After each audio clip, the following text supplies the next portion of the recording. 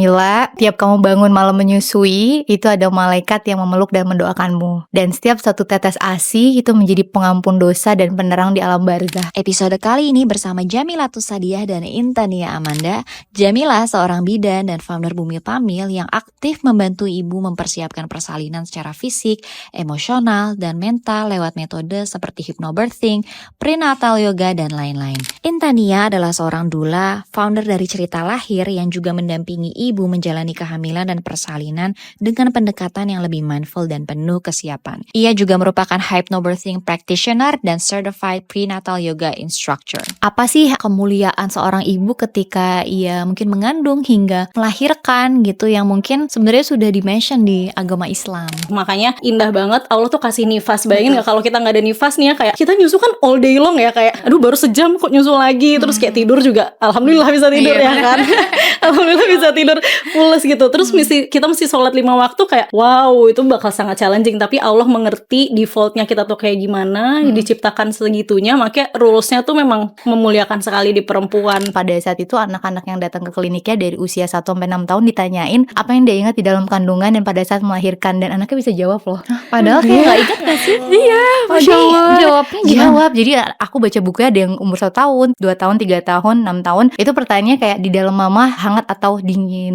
Jadi dari beberapa responden ada yang jawab hangat, ada juga yang dingin ternyata karena mamanya merasakan beberapa stres gitu. Si proses persalinan ini Allah yang tentukan, bukan kita yang menentukan. Kita bisa nih memilih, oke, aku pengen lahiran per vaginam sama dokter ini di rumah sakit ini, prosesnya kayak gini, segala didetailin di birth plan, which is itu sangat perlu gitu ya, kita bikin birth plan sedetail mungkin. Tapi jangan lupa yang menentukan itu tuh Allah, bukan kita yang menentukan.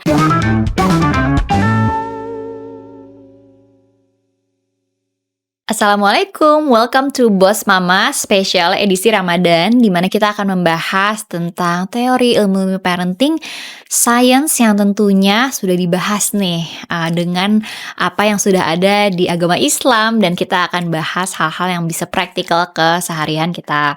Nah, tamuku kali ini very special karena waktu aku dulu newborn, bahkan sebelum ya, aku sering yoga latihan kehamilan tuh bersama mereka. Siapakah mereka? Ada Bidan Mila sama Dula Intan.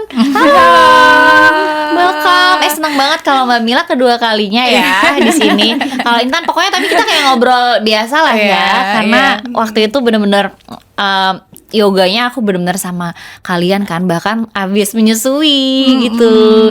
Dan ada juga sekarang Intan baru lahiran ya, babynya 6 bulan yang lalu. 6 bulan yang lalu ya. Jadi benar lagi kita ikut podcast ya, Nak. Lagi perjuangan menyusui. Ikutan podcast dulu. Iya, happy banget ya, ramah banget. Thank you udah diundang Kak Bina.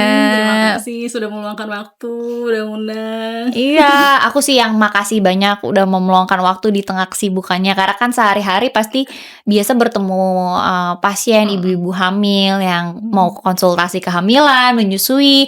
Nah, tapi kali ini tuh spesial karena kita tuh pengen bahas kemuliaan melahirkan, menyusui dari sisi agama juga ya. Karena jujur waktu aku kayak persiapan lahiran kan aku juga belajar ya. Dan sering banget aku tuh di-share, bahkan sebelum kita ke teknis tuh yang justru ngena di aku tuh kayak kemuliaan itu dari sisi Al-Quran, dari sisi agama Islam, dari kayak kita melahirkan sampai menyusui. Nah, boleh gak sih diceritain, ini bisa dari Mbak Mila atau Intan, apa sih kemuliaan seorang ibu ketika ia mungkin mengandung hingga melahirkan gitu yang mungkin sebenarnya sudah di-mention di agama Islam. Luar biasa ya. Langsung kayak terenyuh ya. Mungkin dari mau Intan apa aku dulu boleh. Jadi kalau terkait kita nih sebagai ibu gitu, kayak Allah tuh menempatkan perempuan tuh sesemulia itu gitu. Karena kalau kita lihat misalnya di surat Al-Ahqaf gitu ya, ayat 15, itu kan dimention nih, sebelumnya tuh berbuat baiklah kepada orang tua gitu. Dan selanjutnya adalah ibumu sudah mengandung sudah bersusah payah mengandung, bersusah payah melahirkan, dan masa menyusui sampai pengasuhan sampai penyapihan itu tuh 30 bulan gitu kan. Jadi itu tuh satu rangkaian nih gitu, melahirkan, menyusui sampai nyapih, dari hamil bahkan. Jadi itu tuh bener-bener segitunya Allah itu nyuruh ya kita berbakti ke orang tua kita ya, karena itu yang sudah dilakukan sama orang tua kita sebelumnya gitu. Dan menyusui itu jadi big part di situ gitu, karena kan ya hamil 9 bulan gitu, sedangkan nyusuin jauh lebih panjang kan, makanya perjuangannya bener-bener ekstra banget dan butuh bener-bener support system dari suami, dari keluarga terdekat, teman-teman terdekat, bahkan lingkungan itu tuh butuh banget dukungan ya, karena time frame-nya cukup panjang gitu sih. Aku pun sebagai ibu jujur kalau new mom tuh kan mikirnya lahiran gimana ya, kayak deg-degan. Padahal ternyata the real battle itu di menyusui sih. Bener banget sih. Ingat gak tangisan curhatan gue? Kalau menurut Mamia gimana nih? Iya sama sih. Jadi kan walaupun kayak bidan udah konselor laktasi, belajarnya kan mungkin udah agak panjang gitu ya. Jadi pada saat nyusun sebenarnya agak kaget, ya ampun ternyata nyusun anak bisa sesusah ini ya gitu. Tapi yang bikin aku kayak semangat justru betul dari Kabina tadi cerita dari segi sisi spiritual. Jadi pas aku datang ke konselor itu tuh udah kayak ngantuk, capek. Mungkin orang-orang bilang 2 tahun tuh cepet. Terus aku bilang ya ampun semalam aja ini kayaknya panjang, karena aku ada keluhan puting lecet, payudara bengkak gitu. Tapi saat itu konselor laktasiku bilang, Mila, tiap kamu bangun malam menyusui itu ada malaikat yang memeluk dan mendoakanmu. Dan setiap satu tetes ASI itu menjadi pengampun dosa dan penerang di alam barzah. Dan itu bikin aku kayak, ya Allah, kayak mulia banget ya aku dikasih kesempatan untuk punya kesempatan ini. Dan ternyata gak cuma di agama Islam, tapi di semua kitab agama tuh memang diperintahkan atau direkomendasikan buat menyusui ya. Karena memang ternyata nyusu tuh bukan hanya ngasih makan minum, tetapi nilainya ibadah. Jadi kalau teman-teman ngerasa aduh biasanya aku produktif, kok ini nyusu aja gitu ya, ternyata itu nilainya juga sampai ke ibadah gitu saat nyusu. Iya benar banget sih Mom Guilt itu kayak apalagi kalau newborn gitu ya kan, itu emang menyusui terus sangat intens ya. Terus kita kayak tiba-tiba berubah dong rutinitas dari yang sebelumnya mungkin kerja atau kesibukan lain lah ya. Coba kita suka kayak discounting, kayaknya aku gabut, kayak ngapain sih aku tiap hari ya, padahal itu it's really huge work ya nggak sih? Bener banget. Aku boleh nambahin dikit nggak? Boleh banget. Kayak jadi ibadah tuh mungkin kayak bentar-bentar atau berubah sekali kan pas habis kita lahiran. Tapi tuh disitulah indahnya Allah tuh menjaga kita sebagai perempuan. Kayak di fase nifas, si 40 hari itu kan bahkan ibadah pertama yang bakal ditanya, sholat tuh kita digugurkan. Kita tuh nggak bisa sholat kan, nggak boleh sholat tepatnya. Jadi kayak ya sholat aja tuh digugurin, apalagi peran-peran kita lainnya nih. Gitu. Jadi kayak misalnya tadi mungkin ada ibu yang lagi bekerja harus cuti dulu, kayak ngerasa kosong nih kok.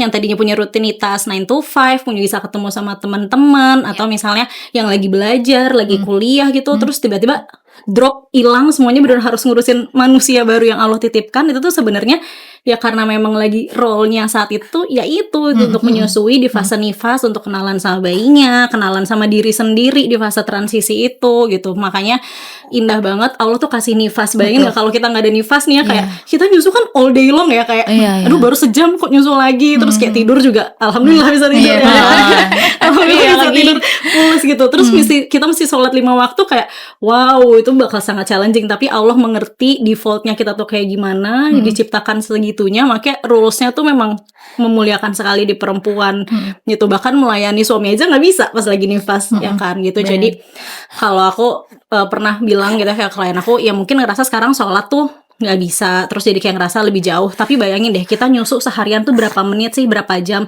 di saat yang itu tuh full kita lagi ibadah loh gitu. Kayak kita bisa doa bareng sama bayi kita bisa ikut mengamini, bisa ikut berdoa dengan segala pureness-nya dia gitu kan gitu. Jadi kayak sebenarnya kita dikasih waktu ibadah lebih panjang dibanding sholat wajib yang mungkin 5 waktu itu gitu di fase nifas. Jadi kalau ngerasa malah di fase nifas itu jadi imannya turun, setiap kita nyusu, setiap melihat bayi kita rasain deh, itulah saat kita lagi beribadah sama Allah lewat rezeki yang Allah titipkan ke kita lewat air susu gitu ya. Terus kita kasih ke bayi ini dengan segala nanti dia besar, amal ibadahnya jariah yang dia lakukan, ya insya Allah kan kita juga akan dapat sebagai ibu gitu. Iya, betul. Kan gitu. Jadi mungkin itu sedikit mindset yang bisa diubah. Kayak nifas tuh malah jadi nggak bisa ibadah semua itu yang lagi kalian lakukan, lagi kita lakukan setiap bengkaknya, setiap air tetes yang keluar itu tuh ya jadi ibadah sebenarnya. Betul sih. Iya, karena kita kadang tadi kemakan malah standar society atau diri kita sendiri lah ya, kita nggak ngerasa produktif. Tapi tadi aku suka banget poin di mana Intan bilang bahkan Allah aja menggugurkan kewajiban sholat ya. Iya. Berarti kan kayak ya emang sebesar itu, kayak kalau sholat aja yang paling utama digugurkan, ya gimana yang lain Iya, gitu. It's benar, like very benar, optional ya. Itu sebenarnya menjaga seorang ibu dan perempuan untuk dia beradaptasi lebih baik, karena sebenarnya abis lahiran itu badan kita tuh berubah banget dari mulai fisik, spiritual, emosi itu tuh bener-bener lagi kebuka banget. Makanya rentan banget sama yang namanya depresi pasca melahirkan. Dan sebenarnya untuk slow down, untuk bener-bener beradaptasi lagi tuh bisa mencegah depresi. Salah satunya ternyata lewat menyusui. Jadi setiap kita nyusu, gimana hubungannya tuh Mbak? Iya, dengan- bener. Jadi menyusui bisa mengurangi depresi pasca melahirkan. Gimana tuh ceritanya? Karena pada saat nyusu ada hormon cinta, hormon oksitosin, akhirnya zat kimiawi di otak ibu tuh lebih seimbang. Karena kalau kita nggak nyusu, ternyata memang bisa lebih rentan, lagi berubah banget hormonnya, bahkan bisa mencegah penyakit kayak kanker payudara, kanker rahim, kanker uterus, dan semua kanker lainnya ya di tubuh kita. Dan memang ada ini ya, ikatan batin atau emosional. Jadi pada saat dipeluk, skin to skin, ternyata itu akan ningkatin bonding yang sebenarnya itu juga ningkatin oksitosin tadi, Kak Bina. Tapi kadang kan ada alasannya karena menyusuinya itu ya kita jadi kurang tidur atau mungkin Ada masalah intensitasnya atau masalah menyusui. Nah itu bagaimana ya Mbak, kita bisa reframe things gitu, apakah dengan challenge itu juga? Gimana kita reframe that? Iya, bener ya. Justru itu ya, kalau tadi secara fakta dan riset nyusu itu bisa mencegah depresi pasca melahirkan, tapi kalau teman-teman ngerasa, duh nyusu kok susah banget ya, duh aku jadi depresi saat nyusu, berarti ada something wrong kan. Nah disinilah harus sebenarnya nyari bantuan. Oke. Karena faktanya sebenarnya sekuat apapun nyusu harusnya nggak sakit, dan memang sebenarnya justru bisa mencegah. Jadi kalau ada bapak-bapak mungkin yang nonton ngerasa kok istriku pada saat nyusu malah nggak happy ya Mbak Mila, malah kayaknya dia depresi, nah berarti kan ada something nih yang harus kita cari tahu, karena pasti ada solusinya. Dan mostly paling banyak sih masalah yang aku temui salah satunya posisi pelekatan ya. Itu adalah 80% kasus. Ini udah edukasi konten yang aku sering lihat dari Mbak Mila dan Intan itu.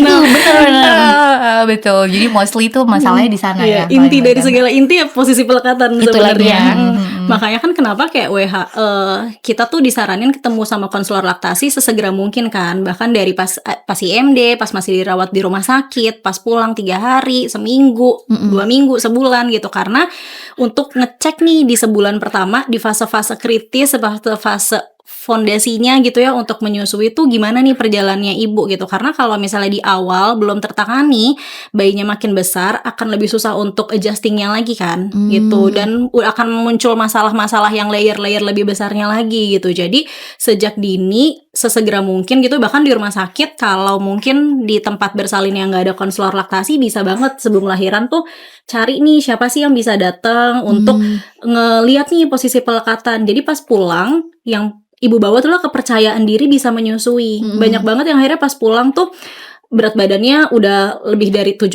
lebih dari 10%, kurang berat badan. Itu udah mulai drop kan kepercayaan dirinya ibu. Terus nyampe rumah nyusuinnya challenging lagi gitu, makin turun. Nah tapi kalau misalnya kita udah bisa intervensi gitu ya dari awal, ketemu sama profesional yang bisa benar-benar bantu, ya insya Allah kedepannya akan jadi lebih gampang. Karena tadi ngaruh juga ke mental, benar.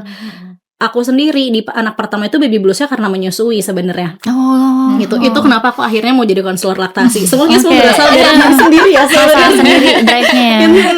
Itu. Jadi karena pas masalah menyusui bisa jadi ke baby blues ya, kalau nggak ditanganin ibu bisa sampai postpartum depression gitu. Lebih-lebihnya mungkin bisa ya nauzubillah min dzalik sampai psikosis gitu. Jadi menyusui itu se-urgent itu. Dan kalau sedikit nambahin ya, di Al-Quran juga dibilangnya buat perempuan menyusui, buat ibu perempuan itu is just a recommendation sebenarnya.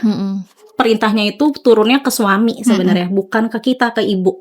Gitu. Karena kewajiban menyusui itu sebenarnya di para ayah. Kalimatnya gitu ya, hendaklah para ibu menyusui dan untuk ayah memberikan kewajiban nutrisi terbaik untuk ibunya. Memberikan nafkah yang patut untuk keluarganya. Nafkah kan ya baik, nafkahnya apa? Tidur, rumah, baju, dan makanan, nutrisi yang dia makan kan ASI kan. Dan ASI dapetnya dari mana? Dari ibunya. Belum bisa minum makan yang lain gitu. Nah berarti ayah ini harus menjamin si ibunya. Ayah ini harus menjamin proses menyusuinya gitu. Bukan ibunya yang berdarah-darah sendirian, bukan ibunya yang berjuang sendirian gitu. Karena kewajibannya ada di ayah loh Iya. gitu. Jadi buat suami-suami yang mungkin istrinya menyusuinya itu enak banget, itu tuh perks banget gitu. Itu kayak sebuah advantage yang dapat kalau ibunya, istrinya tuh sudah berdaya sendiri gitu. Tapi buat yang masih challenging, nah disinilah sebenarnya tempat untuk para ayah juga saling membantu gitu kan, untuk dia dapat ya tadi memenuhi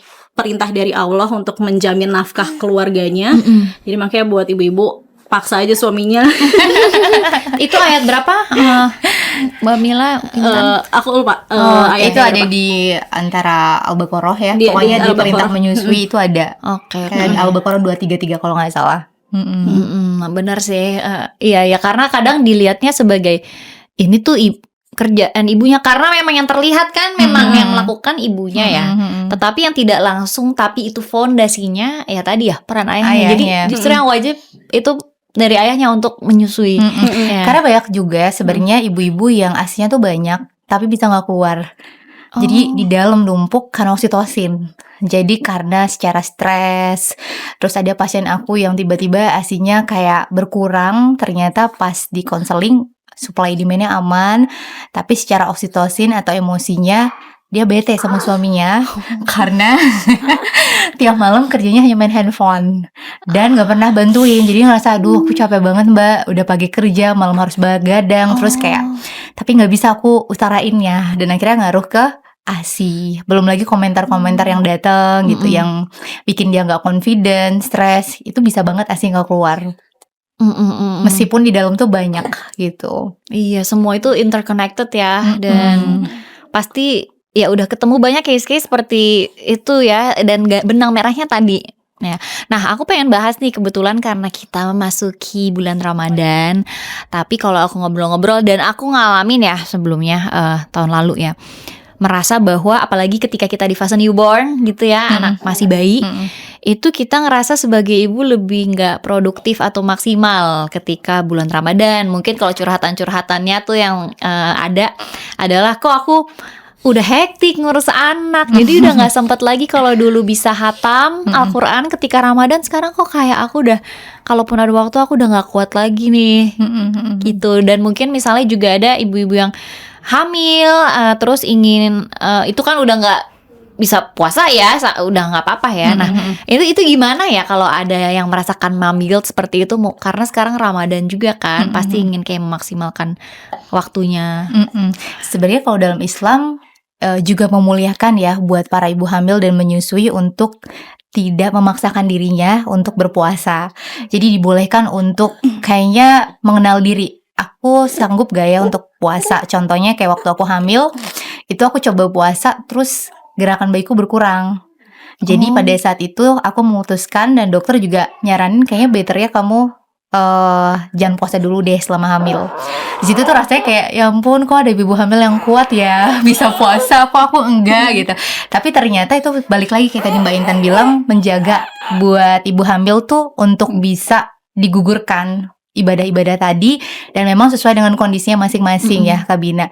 Dan sebenarnya nanti disesuaikan, kadang-kadang bisa jadi ada ego juga dalam diri kita yang harus kita redam untuk saling membuktikan gitu. Atau aku strong nih, padahal sebenarnya Allah tuh sudah memuliakan untuk dipilih loh sesuai dengan kondisinya, dan nggak perlu saling kayak dia lebih kuat, kita lebih lemah gitu. Karena sebenarnya semua sesuai dengan kondisi masing-masing, dan dalam Islam diperbolehkan sekali untuk akhirnya digugurkan kewajiban berpuasa. Bahkan ada beberapa yang aku baca kayaknya ketika kita sholat tiba-tiba ada mau sholat tiba-tiba bayi nangis mau digendong dulu, itu sebenarnya diwajibkan malah untuk menenangkan bayinya dulu dibandingkan sholatnya dulu.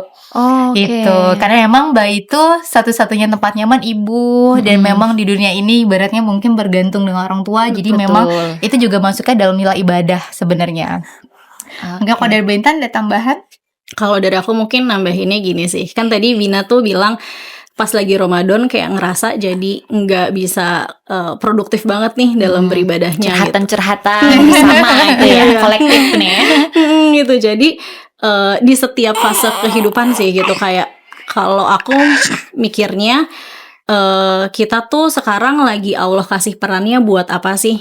dan itu yang paling matters gitu. Bukan, dan nyambung ke tadi ke Kamila ya, kayak ngelihat yang ibu yang lain kok bisa nih tapi kok aku nggak bisa gitu, akhirnya jadi membandingkan terus jadi nyalahin diri sendiri gitu. Padahal kan ya intinya dan sebisa mungkin kita tuh lagi ngelihat Allah tuh di waktu kita yang sekarang, di fase hidup kita yang sekarang tuh lagi ngasih perannya apa gitu. Kalau misalnya lagi ngasih perannya untuk hamil nih, ya berarti kan kita juga lagi membawa makhluk yang Allah titipkan juga kan gitu. Jadi kayak nggak mungkin juga kita egois ngelihat ya udah pengen puasa tapi ternyata tadi gerakannya jadi berkurang, atau misalnya pas lagi nyusuin pengen coba puasa tapi Hasilnya malah berkurang. atau ibunya kelingan banget nih Pusing. gitu kan, pusing karena sambil nyusuin. Ya nggak apa-apa dulu gitu, di pause dulu, jalanin ibadah lain yang lagi Allah kasihnya tuh apa nih di saat ini gitu. Karena kan ya menjalankan kehamilan, menyusui, melahirkan itu kan ibadah. Apalagi itu tuh sebuah privilege banget ngelakuin itu di saat lagi Ramadan, karena kayak berkali-kali lipat kan Allah kasih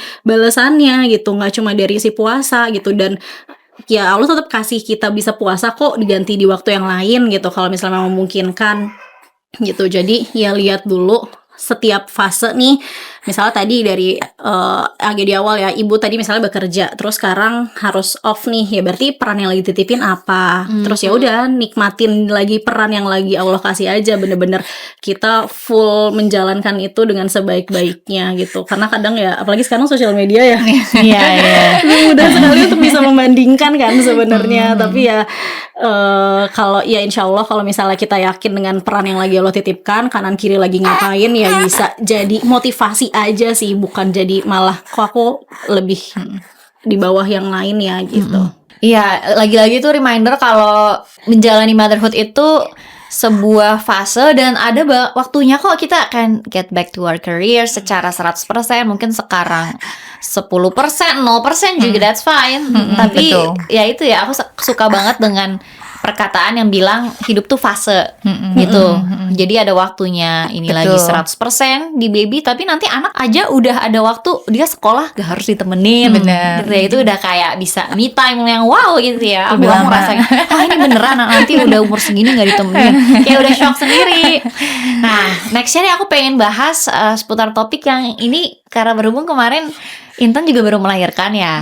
Dan kita sempat diskusi bahwa kemarin itu kan Kak Doro, Intan melahirkan dengan sesar dan indikasi ya. Aku juga sesar ya, Mbak Mila tahu ya gitu. Walaupun waktu itu juga double, ngalamin kontraksi 12 jam, habis itu harus sesar karena memang tidak bisa gitu waktu itu. Nah, tetapi ini ada fakta yang menarik yang kita lihat bahwa seringkali kita masih kurang nih informasi sebenarnya hak-hak ibu yang melahirkan dengan sesar tuh apa ya? Karena jujur kalau untuk persalinan yang pervaginam itu cukup banyak nih edukasi tentang IMD setelahnya. Tetapi kalau sesar, oh ya udah dilakukan aja. Nah, masalahnya ada yang jadi salah paham nih. Dikiranya kalau udah sesar, oh ASInya nggak langsung keluar, atau oh nggak harus IMD ya karena apa dingin, atau ya banyak lah halnya.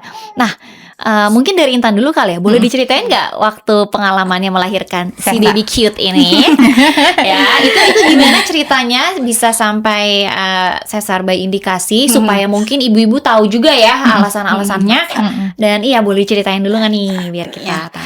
Jadi kalau ya kemarin qadarullah kan memang harus sesar ya gitu, kayak 3 uroginekologi itu nggak membolehkan aku nih buat pervaginam. Jadi kayak kalau cuma 1 mungkin aku akan ya udah nggak apa-apa deh kita coba bandel gitu kan, berusaha kayak kita coba lagi pervaginam. Tapi udah 3 nanti kayak ya kita lebih percaya sama yang profesional yang punya ilmunya lebih tinggi gitu. Dan ya udah aku menerima itu, berdamai dengan itu, walaupun memang yang di awal-awal kayak masih pengen sih nyoba gitu kan, tapi dengan proses healing, ketemu juga sama Kamila kita di awal cerita-cerita soal proses metode persalinan ini gitu. Akhirnya ya berdamai dan ya jadi belajar nih, cari tahu sesar tuh sebenarnya persiapannya apa sih, sebenarnya tuh di hari H tuh seperti apa, recovery di awal-awal tuh kayak apa sih gitu. Jadi walaupun sesar kadang-kadang kan kayak orang tuh mikirnya udahlah sesar ya udah ntar juga tinggal ke rumah sakit, bawa koper di meja operasi udah pulang, nggak perlu ngapa-ngapain. Padahal tuh enggak gitu, kayak butuh persiapan yang sama aja kayak lahiran pervaginam gitu. Kita butuh siapin dari fisiknya, siapin menyusuinya gitu, di hari H-nya juga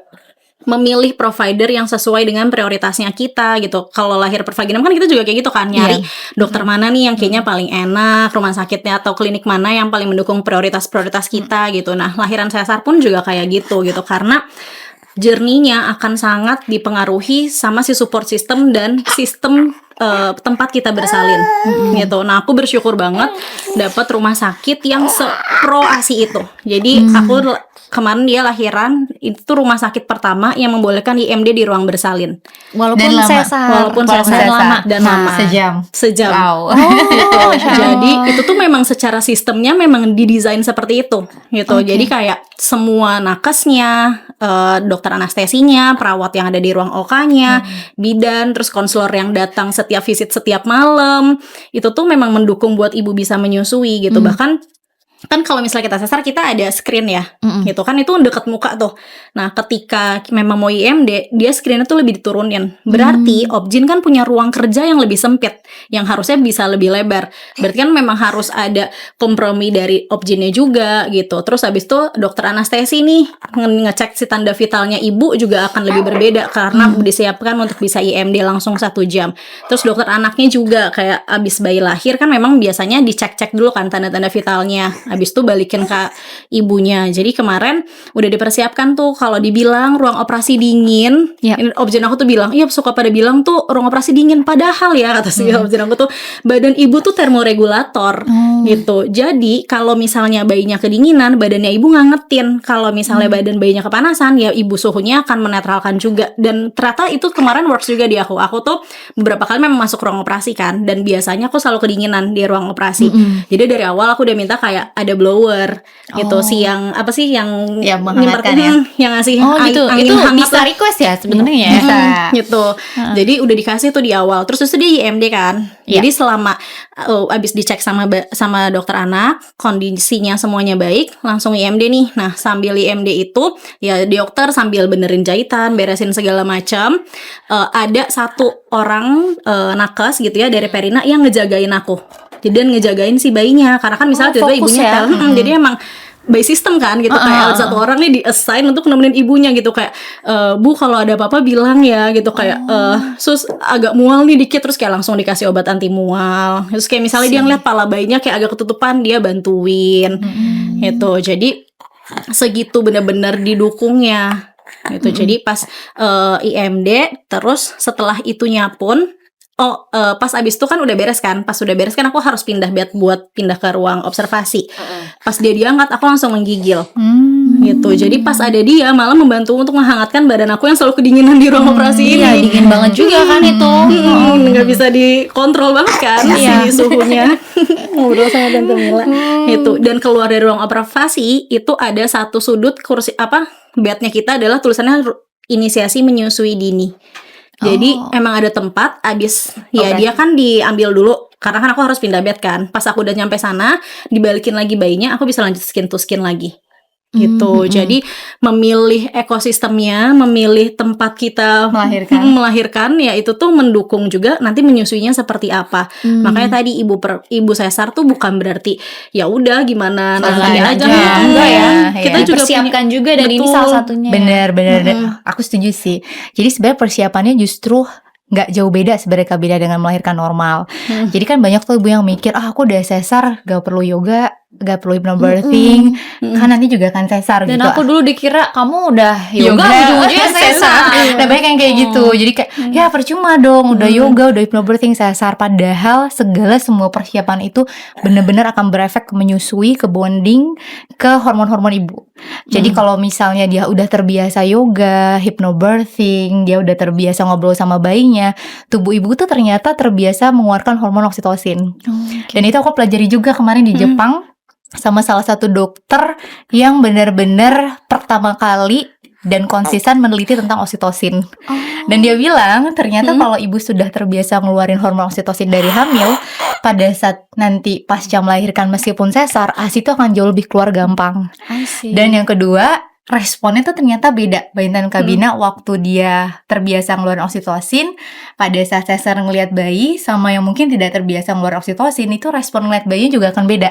Oh, seperti Jadi apa misalnya, Mbak? Karena kan tubuh kita kalau pada saat sesar kan nggak memproduksi oksitosin buat kontraksi ya. Iya.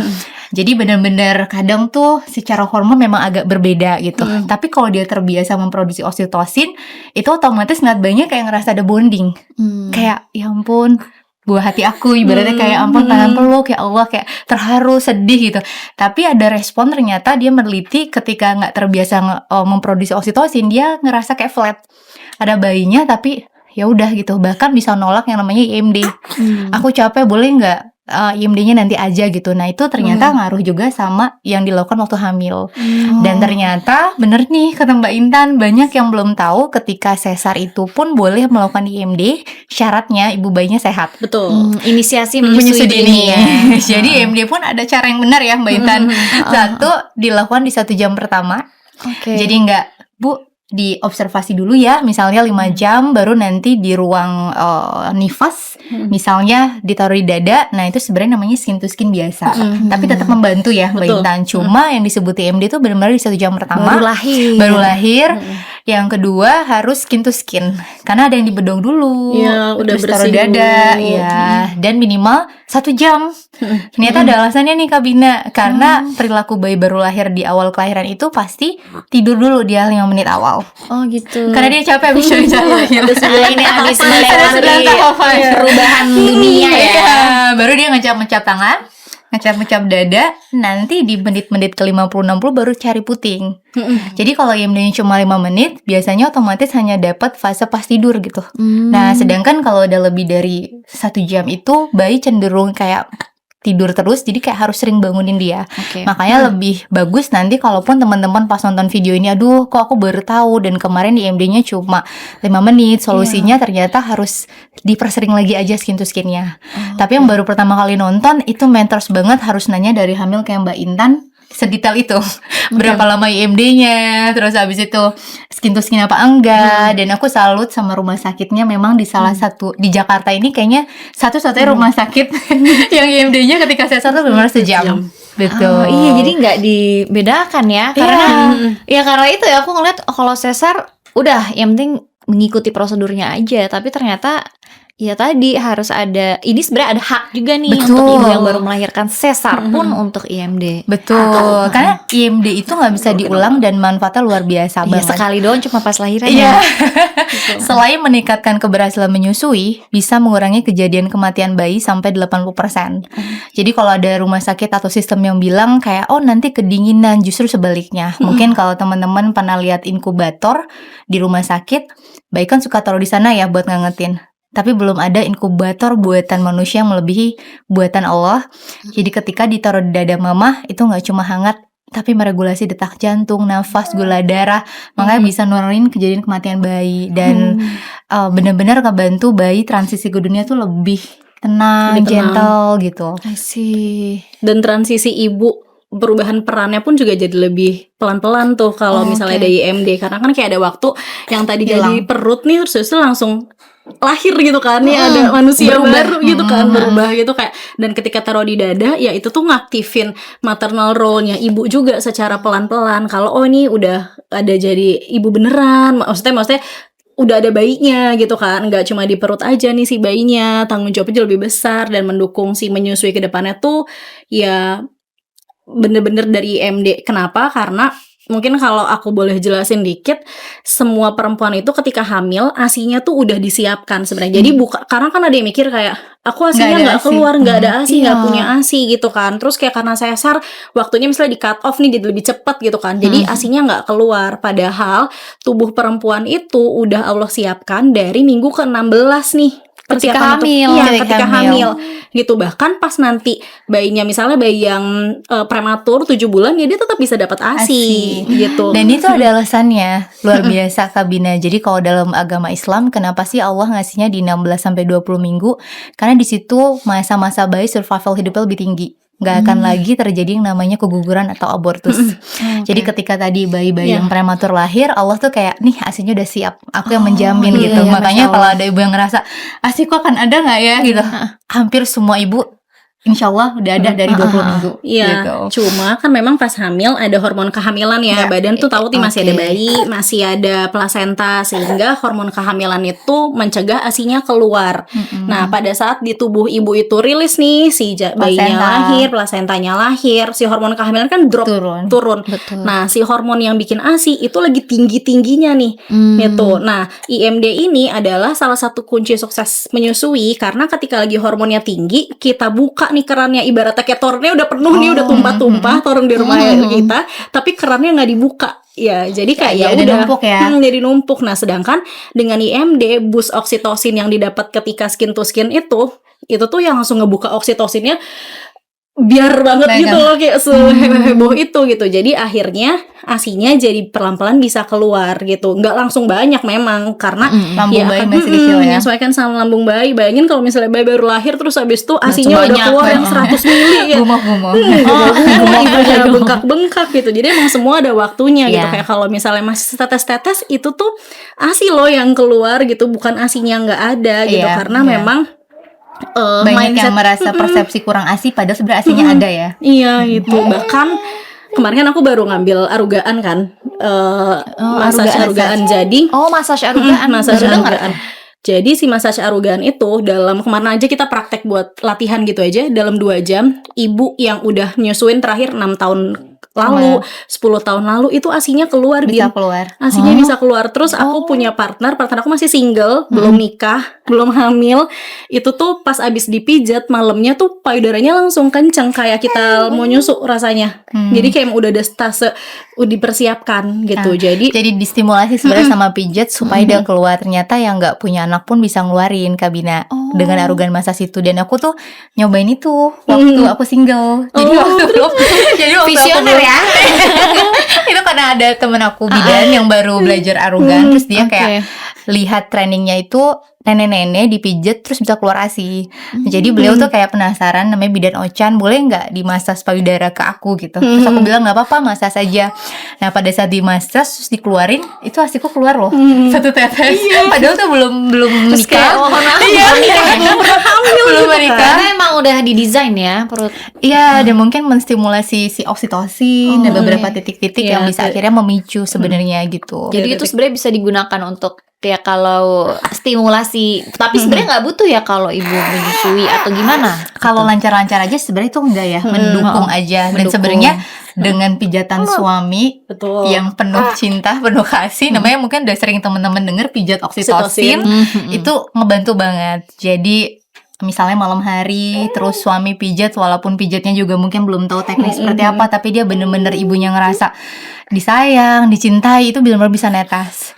Dan oksitosin itu sebenarnya tinggi dalam 3 hal: hamil, lahiran, nyusu. Gak bina. Hamil, lahiran, nyusu, berhubungan. Jadi kalau kita habis berhubungan seksual, ibu benar-benar orgasme, itu bisa sampai netes-netes. Dan banyak pasien aku kadang-kadang aku kasih tips, coba deh pada saat nanti setelah selesai nifas, berhubungan benar-benar dari hati, kalau benar-benar orgasme tuh bisa ngebantu banget ASI-nya. Dan ada beberapa pasien aku tuh praktekin dan kayak wow, ternyata benar works banget. Karena nge-boost oksitosin. Iya, berarti tadi itu yang aku mau tanya ya, cara nge-boost oksitosin tuh bagaimana sih? Salah satunya itu. Nah, Intan tadi kan mention ya kalau kebetulan rumah sakitnya tuh sangat mendukung proses IMD. Tapi kan ya nggak semua orang ya rumah sakitnya sama. Dan kalau aku pribadi kemarin, aku tuh mempersiapkan banget birth plan untuk rencana pervaginam. Tapi untuk sesar ya karena terburu-buru, walaupun kita siap-siap plan B, jika memang ada indikasi nggak terlalu lengkap juga tuh. Nah, di awal-awal saat kehamilan tuh ada tips nggak nih, mungkin checklist yang pertanyaan yang bisa kita tanyain ke pihak provider kesehatan atau dokter yang bisa jadi panduan nih buat mama-mama di luar sana yang pengen maksimal juga ada IMD habis melahirkan meskipun sesar. Pertama tuh tanya nih, kayak kalau misalnya habis lahiran apapun ya metodenya, ada rooming in atau enggak gitu. Karena kalau misalnya rumah sakit yang ada rooming in, itu boro-boro ada IMD gitu. Jadi kalau misalnya ada rooming in, itu udah kayak mulai checklist pertama nih, bisa naik ke level selanjutnya gitu. Terus di rumah sakitnya ada konselor laktasi atau enggak gitu. Karena biasanya kalau ada konselor laktasi pasti dukungan menyusunya tuh lebih komprehensif lagi gitu. Bahkan pas nanti di ruang rawat biasanya suka ada visit dari konselor laktasinya gitu. Nah terus nanti tanya kalau misalnya lahiran per vaginam, abis lahiran itu boleh IMD nggak? Kalau misalnya boleh berapa lama gitu. Karena tadi IMD tuh butuhnya 1 jam gitu, dengan ada 9 tahapan yang bayi lakukan sebenarnya pada saat IMD. Makanya kenapa 1 jam? Selama 1 jam itu. Mm-mm. Aku mau tanya Intan nih mumpung.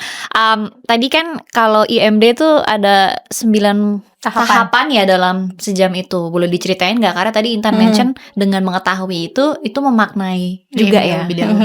Ya, jadi kan bayi pas dia lahir itu kan dia menangis ya gitu. Nah ketika nangis sekarang kan memang ruangannya asing, semuanya asing. Yang tadinya hangat, gelap, tenang di dalam rahim ibu, keluar tuh kayak terang, banyak suara-suara tangting-tangting alat lah, suara yang gak dia kenal, dia nangis gitu. Habis itu pas IMD ditaruh di dada ibu, biasanya dia akan tenang gitu, dia akan relaxation di dadanya ibu gitu. Karena yang biasanya dia dengar selama di rahim kan detak jantungnya ibu gitu, ritme detak jantungnya yang menenangkan dia, sehingga pas dia ada di sini ya dia tenang, balik ke tempat yang paling nyaman dan aman buat si bayi ini gitu. Jadi kayak itu tuh kayak ternyata di situ tuh jadi ibu tuh ngerasa, oh bayi tuh segitunya dependen sama aku ya gitu, kayak di tengah taruh di dada aja tuh bisa tenang gitu. Terus habis itu dia baru awake nih bentar, terus habis itu dia istirahat lagi sebenarnya, kayak tidur lagi gitu. Terus nanti ada tahapan yang bayi itu mulai aktivitas nih, ngeliatin payudaranya ibu, tangannya digerak-gerakin. Dan itu kenapa kalau lagi hamil biasanya ibu-ibu tuh pada concern kayak badan aku berubah, payudara berubah, warnanya menggelap. Sebenarnya itu tuh memang fitrahnya Allah desain kayak gitu. Kenapa? Karena kan bayi baru lahir penglihatannya masih hitam putih, hitam putih, masih bisa lihat yang kontras aja kan gitu. Kalau misalnya payudara yang bagian gelapnya tuh si areolanya nggak menggelap, ya dia bakal bingung ya itu badan ibu aja gitu. Tapi nggak tahu itu sumber makanannya dia gitu. Jadi kayak Allah dibuat bantu terlebar, lebih hitam. Betul. Karena kan nggak keluar dengan manual book ya si bayi, tapi Allah kasih fitrahnya si bayi adalah dia bisa mencari dengan melihat Sumber warna yang kontras dari penglihatan, terus juga dari penciuman. Selama di perut dia kan familiar dengan bau ketuban kan. Nah, bau kolostrum itu sama ketuban. Gitu. Jadi dia terpancing nih cium si aromanya itu. Gitu. Terus habis itu dia activity, nanti habis itu dia akan baru mulai nanti nih crawl ke ibunya. Jadi walaupun kayak bayi baru lahir emang bisa ya dia gerak gitu. Ketika ditaruh di dada ibu atau di perut ibu, dia tuh akan pakai kakinya sebenarnya kayak gini-gini. Nah kaki yang ngedorong-dorong perut ibu itu tuh menstimulasi supaya perut ibu berkontraksi kalau yang lahiran per vaginam ya. Sesar gitu. juga ya untuk mencegah pendarahan. Tapi kan nggak, dia lebih dimiringin kalau misalnya sesar, karena kalau ke bawah bisa kena ke area pas lagi dijahit. Tapi pada saat lagi MD, terutama di ibu bervaginam, dia dorong-dorong kakinya, itu menstimulasi supaya ibu tuh nggak pendarahan. Jadi bayi tuh ngebantuin kita, bukan cuma kita yang ngebantu bayi transisi dari alam rahim ke dunia gitu ya, tapi juga membantu kita supaya mamanya jangan pendarahan gitu. Dengan dia nendang-nendang, dia nyari gitu. Terus habis itu ya barulah nanti memang ada tahapnya terakhir ya, dia tuh suckling sampai dia kenyang, baru dia tidur. Tapi kalau misalnya pada saat IMD misalnya bayinya nggak nyampe nemu nih ya, karena goals IMD tuh bukan bayi berhasil menyusu, namanya juga kan inisiasi menyusu dini gitu. Jadi emang buat mancing aja supaya proses menyusunya lebih lancar. Karena yang didapat lebih dari itu, bukan cuma ASI, bukan cuma cairannya yang kita cari pada saat IMD, tapi bondingnya.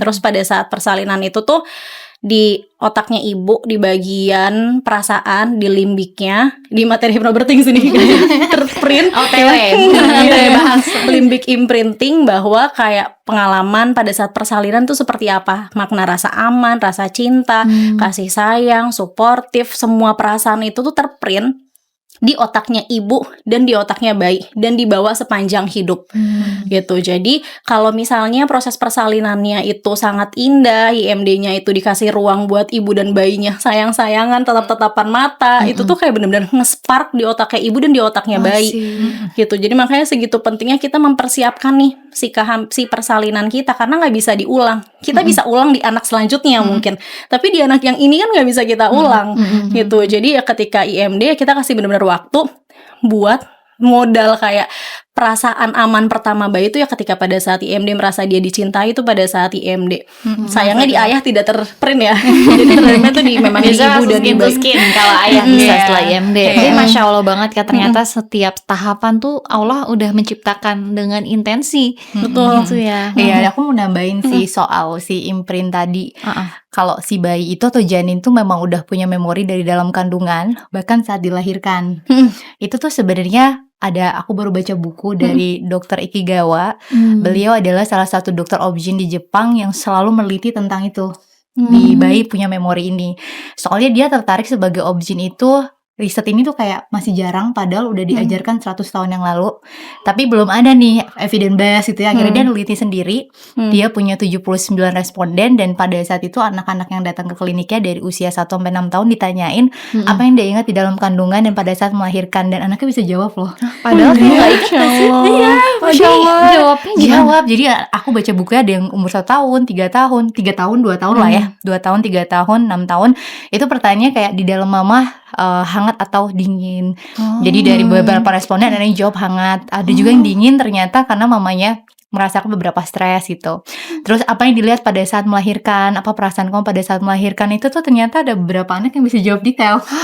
Detail kayak gimana tuh di bukunya, Mbak? Jadi kalau di bukunya tuh kayak misalnya ada yang pada saat tadi IMD, apa yang dirasakan pada saat kamu lahir, hangat, lalu melihat mata mama dan nyaman buat aku, dan itu bayinya umur 3 tahun pas ditanyain ke mamahnya terkonfirm gitu.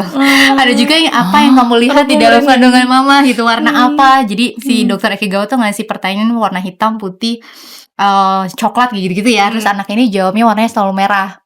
Nah, dikonfirm ke anaknya, ke ibunya, ternyata ibunya waktu hamil dalam kandungan di Jepang itu terbiasa jalan gitu di taman, dan itu pada saat sunset. Jadi dia selalu lihat warna merah itu. Jadi bukan hitam. Bukan hitam, tapi malah merah. Dan itu ternyata wow, memang dari riset itu kayak dia sangat-sangat bikin buku dan passionate banget dalam hal ini.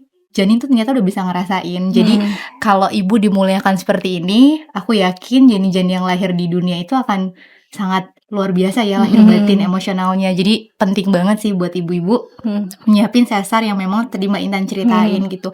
Termasuk tadi delay cord clamping. Jadi ini ya kadang-kadang banyak yang belum tahu. Jadi delay cord clamping itu menunda, menjepit dan memotong tali pusat. Rekomendasi dari WHO selama 1-3 menit. Jadi kalau zaman dulu itu langsung jepit-jepit potong. Nah, sekarang tuh kita alirin dulu gitu ya, karena sebenarnya di plasenta sama tali pusat tuh ada zat besi, stem cell, plasenta yang sebenarnya kalau riset WHO itu benefitnya punya long term dan bahkan jangka menengah gitu ya. Long termnya itu bisa jadi cadangan zat besi sampai 6 bulan ke depan.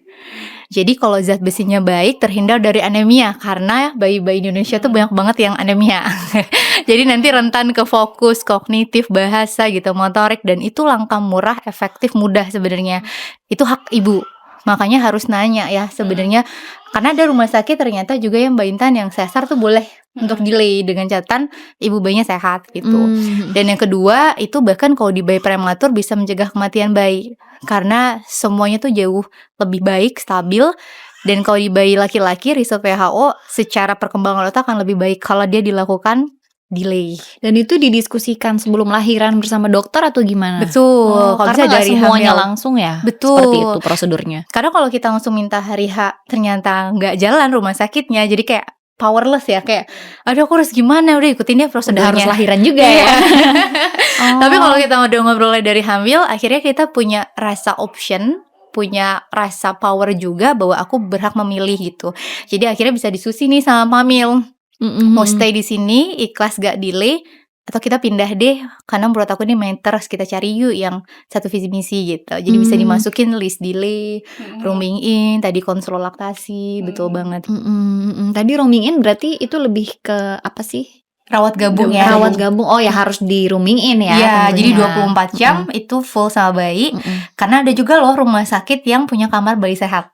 Jadi bayinya sehat, Bukan terus hanya yang untuk dibantu ya.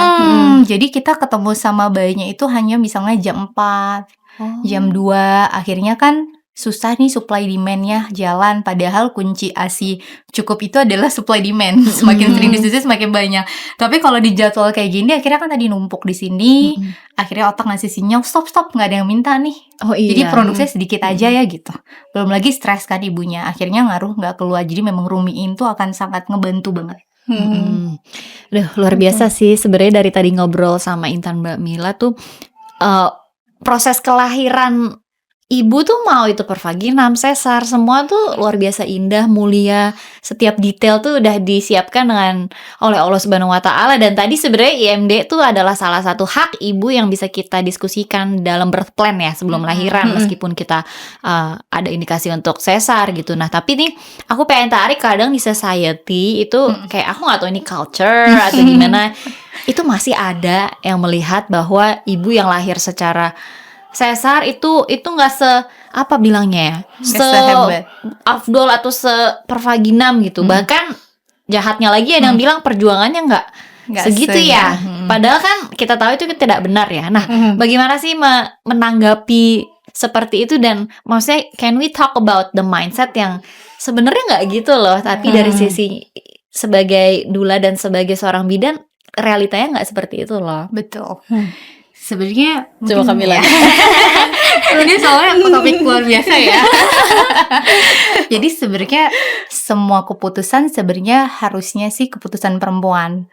Jadi mau itu lahiran normal atau mau lahiran sesar, selagi itu keputusan dari perempuan dengan kesadaran ya, atau benar-benar wise gitu, dia udah mempertimbangkan benefit and risk, dia udah mendapatkan hak informasi itu. Karena sebenarnya ada juga yang harusnya disampaikan secara detail seperti ini, tapi kita sebagai nakes gak nyampein dengan detail. Jadi rata-rata bisa jadi ngambil keputusannya berdasarkan fear, bukan berdasarkan evidence base. Kita sebagai nakes itu harus ngasih tahu evidence base-nya. Kalau lahiran normal misalnya benefitnya ini, risknya ini. Kalau sesar benefitnya ini, risknya ini. Kalau udah tahu, terinfo, pasiennya berdaya, itu benar-benar keputusan perempuan dan kita harus dukung. Sesar, kalaupun memang dia udah sadar, kita harus support gitu. Normal juga kita harus support. Itu sih yang bikin minim trauma, dan akhirnya perempuan-perempuan itu akan merasa dia didengar, dia punya hak otonomi atas tubuhnya. Bahkan gak cuma lahiran dan juga nyusuin ya, mau jarak anaknya berapa, mau berapa punya anaknya gitu. Itu benar-benar tubuh perempuan, dan yang kalau bisa memutuskan tuh sebenarnya perempuan sih. Dan itu harus disupport ya secara komunitas, sistem. Karena sebenarnya kalau ditanya semua perempuan mau nggak sih lahiran sesar kayak Mbak Intan, pasti mau ya Mbak Intan.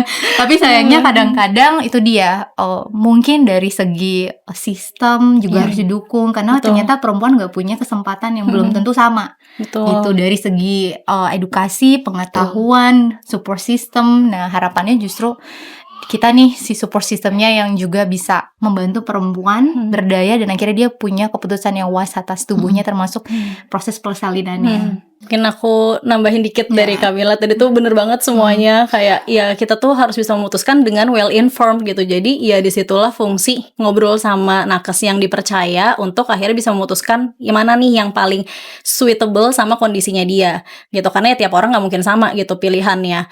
Tapi dari sisi satunya lagi nih, aku selalu percaya ya Allah tuh udah bilang kalau di surat Abasa ayat 8-10 itu tuh Allah bilang kayak, dari apakah dia diciptakan, dari setes mani dia yang menciptakan, menentukan, dan dia mulai memudahkannya gitu. Jadi si proses persalinan ini Allah yang tentukan, bukan kita yang menentukan. Kita bisa nih memilih, oke, aku pengen lahiran pervaginam sama dokter ini di rumah sakit ini, prosesnya kayak gini, segala didetailin di birth plan, which is itu sangat perlu gitu ya, kita bikin birth plan sedetail mungkin. Tapi jangan lupa yang menentukan itu tuh Allah, bukan kita yang menentukan gitu. Apapun hasil akhirnya yaitu udah ditulis di Lauhul Mahfuz lama dari sebelum kita lahir gitu kan. Jadi jangan jadi ngerasa satu metode persalinan itu jadi lebih baik dibanding metode yang lain gitu. Karena memang ya buat orang ini Allah takdirkan dengan segala kebaikannya ya ada di pilihan yang ini gitu, bukan di metode yang satunya lagi gitu. Karena ya Allah juga bilang di Al-Baqarah 286 gitu ya, kayak kita tuh nggak akan dikasih ujian yang melebihi dari kapasitasnya kita gitu kan. Ya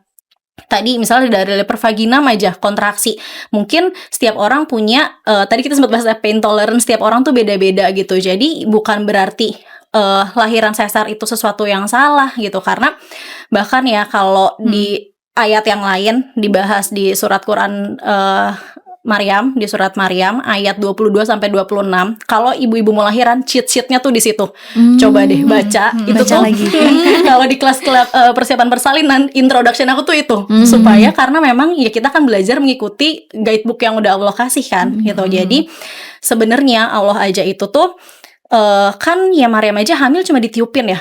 Berarti harusnya lahirannya bisa aja gampang kan. Kayak ya apa sih susahnya sama Allah untuk bisa bikin lahir dengan semudah itu. Tapi dituliskan di Al-Quran gitu kayak dibilang bersandar ke pohon kurma, sampai Maryamnya bilang kayak alangkah baiknya aku mati sebelum ini gitu. Kayak itu tuh Allah nggak nyuruh perempuan jadi kuat loh, tapi manisnya Allah adalah nyuruh memvalidasi emosi perempuan.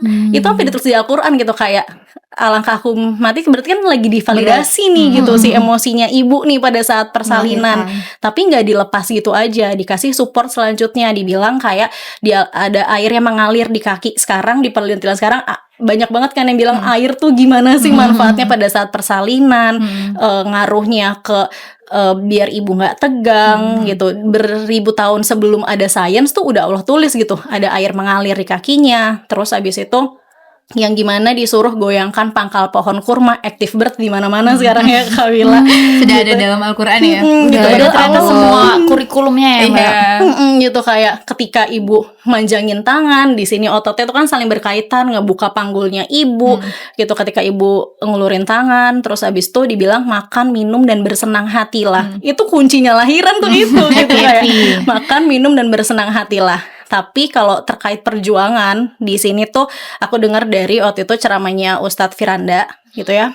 Dibilang goyangkanlah pangkal pohon kurma sehingga nanti pohon kurmanya ngejatohin buah kurma yang masak gitu. Sedangkan itu tuh sebuah yang impossible nggak sih, kayak perempuan lagi lahiran, lagi kontraksi, suruh goyangin pohon kurma yang sebesar sekeras itu gitu. Sampai kurmanya jatuh. Iya, sampai kurmanya jatuh gitu. Sebenarnya kan itu hal yang impossible karena goyangannya kan akhirnya jatuh. Padahal sebenarnya itu adalah kita itu tuh disuruh ikhtiar, karena hasil akhirnya itu tuh udah Allah kasih sebenarnya. Tapi kita disuruh believe dulu, percaya dulu untuk ikhtiar sebisa mungkin kita, karena Allah yang nyuruh kita untuk karena Allah yang menyuruh kita untuk berusaha gitu. Jadi ya salinan itu tuh perjuangan, dan segitunya Allah tulisin di Quran surat Maryam itu gitu. Jadi kalau misalnya mau ikut belajar kelas kemanapun, coba bener-bener pahami dulu tuh, baca dulu buat teman-teman yang muslim gitu ya, ayat 22 sampai 26. Dan setelahnya pun juga kayak dibilang kalau misalnya ada yang mau ngajak ngobrol, aku bernazar berpuasa. Itu tuh kalau aku pikir-pikir kayak itu tuh ngaruh, jadi dikasih transisi supaya ibunya nggak baby blues, nggak postpartum depression, nggak dengerin kata-kata orang gitu. Jadi kayak dari awal sampai akhir itu tuh ya Allah udah tuliskan segitunya di Al-Quran. Masya Allah banget ya. Dan pastinya ini tuh aku ngerasa pekerjaan Mbak Mila, pekerjaan Intan itu benar-benar ya insya Allah ya dengan ilmu yang dimiliki tuh sangat bisa memberdayakan perempuan. Amin. Karena balik lagi tadi kan Amin. Intan sebelumnya lahiran pervaginam, sekarang sesar dengan indikasi pun, tapi bisa seberdaya itu IMD karena ilmunya juga ya. Jadi tuh aku senang banget dengan kali ini bisa di-share. Semoga nih ibu-ibu di luar sana yang mungkin sedang nanti merencanakan kehamilannya atau merencanakan lahirannya itu bisa terinform dengan ini. Aku pun juga banyak info baru, dan mudah-mudahan bisa ya tadi sebenarnya ikhtiar untuk bonding dengan anak, ikhtiar untuk menyusui, dan sebenarnya yang paling kayak mind blowing tuh bagaimana ini semua tuh udah ada di Al-Quran, dan kita melanjutkannya, menginterpretnya. Makanya emang gak lengkap sih kalau biasanya kalau ikut kelasnya kan selalu dibuka dengan why-nya ya. Jadi gong dulu ya, baru tekniknya nih yang susahnya. Bener-bener. Oke, terakhir nih sebagai closing ya, nggak terasa kita obrolannya panjang. Ada nggak nih pesan buat mama-mama perempuan di luar sana yang mungkin sedang yang ngerasa gak full enough with herself gitu ya, ingin maksimal juga di bulan Ramadan ini? Silakan dari Mbak Mila dulu deh.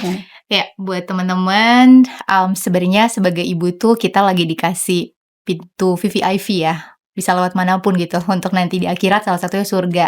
Jadi kalau ngerasa pada saat mengalami proses-proses tadi hamil, lahiran, nyusu, terus kita ngerasa kayak berat, ngerasa banyak yang berubah, ingat aja sebenarnya siapa tahu ini bisa menjadi semangat kita bersama bahwa kita tuh dikasih waktu spesial, dikasih pintu tiket VVIP, dan semoga Allah mampukan, Allah kuatkan, dan semoga sebagai perempuan saling support apapun itu pilihannya, dan semoga bayi-bayi yang lahir pun dimuliakan dengan adanya pemberdayaan diri dari perempuan. Jadi terima kasih banyak buat Kak Bina dan Mbak Intan hari ini ngobrolnya. Seru banget. Sama-sama. Oke, kalau dari aku mungkin buat semua teman-teman perempuan di luar sana, ibu, kalian tuh semuanya udah cukup gitu, kayak nggak perlu banding-bandingin satu sama lain karena battlefield-nya tuh berbeda gitu. Kayak ya Allah kasih tadi tuh kata Kamila dikasih tiket VVIP, nah mau lewat jalur mana itu berbeda setiap ibu, nggak bisa kita samain. Mungkin perjuangan aku, perjuangan Kamila sama perjuangannya Bina tuh ya beda semua gitu kan. Tapi gimana dengan tadi pemahaman bahwa ya Allah itu lagi kasih kita fase pada saat di hidup ini tuh lagi di fase yang mana, kita jalanin sebaik-baiknya dengan iman, ilmu. Kalau penyusul biasanya aku tambahin dengan iman, ilmu, dan keras kepala gitu ya. Jadi ya gak usah lihat kanan kiri. Tugas kita di sini adalah saling bergandengan tangan untuk bantuin battle-nya masing-masing, bukan membandingkan battle antar satu sama lain. Mungkin itu sih. Yeay, thank you so much buat Kamila, Intan udah sharing di sini. Bagi aku ini sangat-sangat useful, and I believe you guys find this very useful too. Jadi kalau ada insight apa-apa nih boleh tag ke Instagram kita di sini ya, dan @bossmama.society. So, gak kerasa udah selesai obrolan kita. Dan kalau gitu kita bertemu lagi di episode Boss Mama Ramadan selanjutnya. Assalamualaikum.